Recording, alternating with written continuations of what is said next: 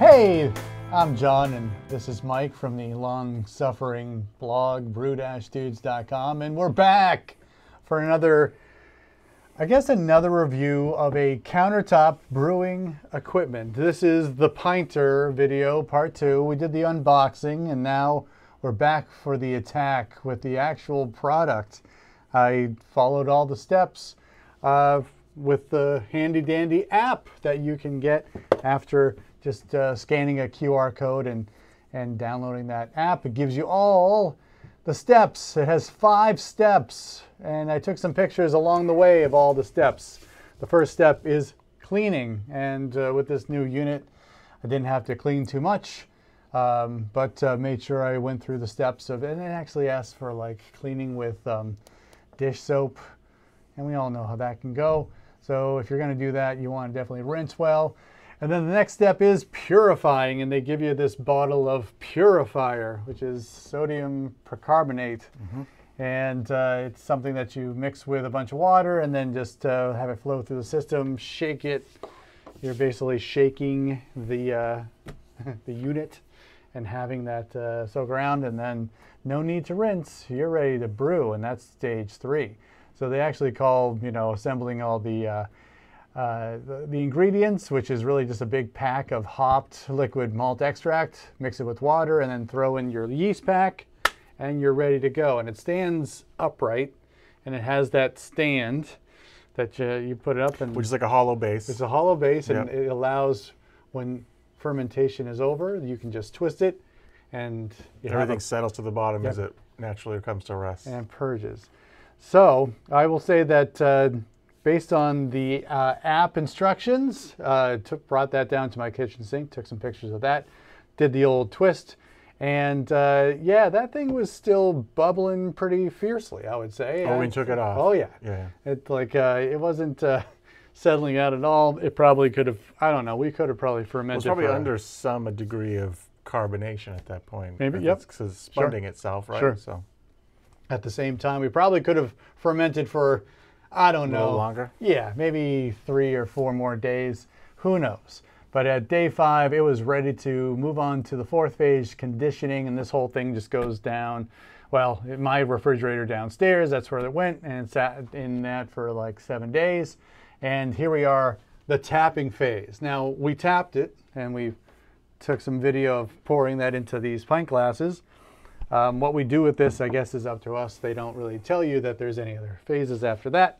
So this is the Dark Matter Classic Stout. This was the simpler of the 2 recipes. Again, didn't have to add any hops during any kind of phase after the brewing phase. So what do you think of this? I'm going to take some sips as well. On the aroma's not super strong.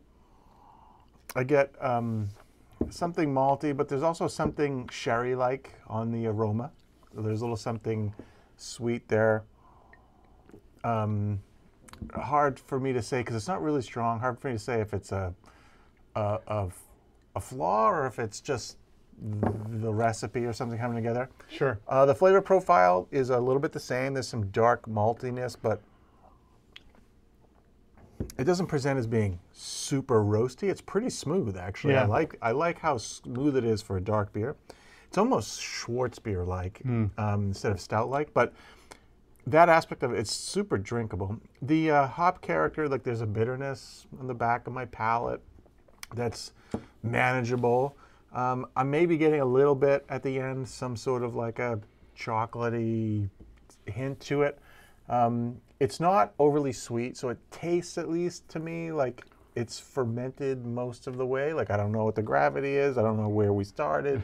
These were not things That's what these kits are not, they don't want you to get too technical. They don't want to make it, they're trying to make really easy entry-level brewing things. So, you take it on their word that it's supposed to be whatever % alcohol in the end. But their flavor profile, there is still a touch of that thing I'm sniffing on the aroma too, right? Is that the sherry?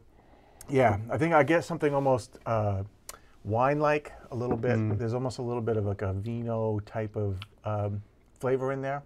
It's not bad, and I maybe not noticed it. I wasn't trying to be super critical. But otherwise, the fermentation is pretty clean. Yeah, maybe it could have done another 3 days of fermentation just to finish, but you've got no visual cues. You don't have an airlock that's stopped moving. You don't have any visual cues to tell you, like, maybe I'll give it 3 more days or something. You can't see it inside there fermenting. So, so how are you supposed to know, really? You're just following instructions, and that's fine, Yep. But if you're, living in Florida and it's 80 degrees, or if you're in your basement here in March and it's 60 degrees in your basement, 55, it's going to ferment at different rates, This actually was upstairs. Okay. So it was at a warmer temp. Yeah, probably more like, I don't know, 72 degrees Fahrenheit. So what do you think? What is your impression? I think that there is like I don't know, there's a coating. I wouldn't say it's diacetyl. It's from a flavor perspective, but there's a lot of like a coating on my mouth and stuff. I would say that I'm not sure. I bet you this would be a lot drier if it did ferment for 10 days rather than 5. I think there's no fermentation flaw that we're picking up from this. It just seems it just doesn't seem like maybe it hasn't fermented all the way. Sure. There's no like green apple. There's no sulfur. sulfur. I mean, for me, I'm trying to place this wine-like character that's in there. I'm trying, and it tastes a little acetaldehyde to me, which is green apple. It's a little bit like that. At least that's what it. I mean, I've never really experienced acetaldehyde in a beer, but I think that's what this is. But I'm not sure. So that doesn't necessarily mean it just means maybe a slightly stressed or non-normal fermentation, right? But maybe just but that's just my palate. We just don't know. Maybe I'm more sensitive to that flavor profile than you are. But then again, it also could be a combination of these malts and whatever the hop extract is. It's giving me that little weird tinge. Well, I'm happy that there wasn't any off flavors from, say, maybe a lack of sanitizing the equipment. Sure. I don't think that's it. Yeah, it's definitely not that. I think this is and pours real nice out of the keg. Yeah, I was going to ask you. So you poured it, and you felt it was an easy enough pour, yes. right? It is carbonated. Yeah, it's nicely carbonated actually. It's a higher level than what I would say like a traditional cask would be like, but it's slightly less than what I would say if I was pushing 12 psi off of my full-size kegerator. Which, is okay. I actually like it. From that standpoint, it makes it more drinkable. Yep. And I don't really know how long this will last, meaning like... Yeah, so that is another aspect to this one. Now that we've tapped it, now it's like, is the clock ticking? Yeah. I mean, I'm not sure if it's taking in some air as it goes out or is just relying on its own pressure to push itself. But if that's the case, which would be great because you're not bringing in air to stale it, but as you get lesser in volume, you're sacrificing some of that CO2 into the headspace, and eventually it won't pour very strongly, if at all. But it's a small little device. You could always tilt it up and get the liquid out of it. It'll just be less and less carbonated if you're gonna try to drink it over a couple of weeks worth of time. The dial, you're supposed to turn the dial all the way to 0 if you lose pressure. I'm not sure why that is. I'm sure what that is. It's opening up. It's opening it up so that you can release the vacuum. The beer will flow again, right? But at that point in time, then you're bringing in air. I think that's what's happening there, So well, there you go. It has to be. I mean, just mechanically speaking. In terms of ingredients, it's malt extract, invert sugar, syrup, water, hop extracts, and yeast nutrients. And there's no indication, like, from a hop extract standpoint, what the hop was, right? No. Because it tastes, there's a little bit, maybe there's like a Cascade type thing in there, because I'm getting like a little bit of a grapefruit pith type of thing. And the quality of the bitterness is a little bit, it's not a smooth, clean bitterness. It's a little bit of a classic C hop type of bitterness. Yeah. So that could very well be what it is too.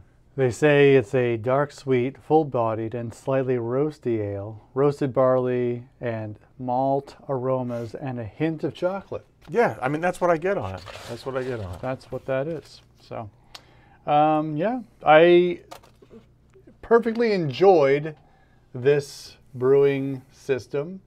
the other wonderful thing, if you're someone who just doesn't remember things, the app will tell you the next stage. It's time to do something. It sends an alert to you. Oh yeah, you'll get a buzz on your phone. Like I was working and I was on a conference call and my phone's buzzing. I'm like, what's this? Oh, we're going conditioning phase. Let's go.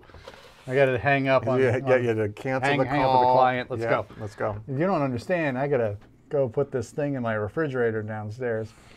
So that was awesome. I really enjoyed that, and you know, we have another kit. I might just go for it. And why not? See what happens. Yeah. You know, now that I know that you got to put 1.5 gallons of spring water, like, and going through the whole process, you just get better at it. Yep. And I'm gonna just say like, we're gonna ferment for 2 weeks and we're gonna condition for 2 weeks, and we'll see how that works out. Yeah, I think with all beer, no matter how you brew, you know, within reasonable limits, more time generally generates a better product. Patience is a virtue. Patience is a virtue. All right, well, that is the Pinter. We wrap up that piece of equipment. If you like this video, give us a thumbs up, subscribe to our channel. We do this kind of thing every single week.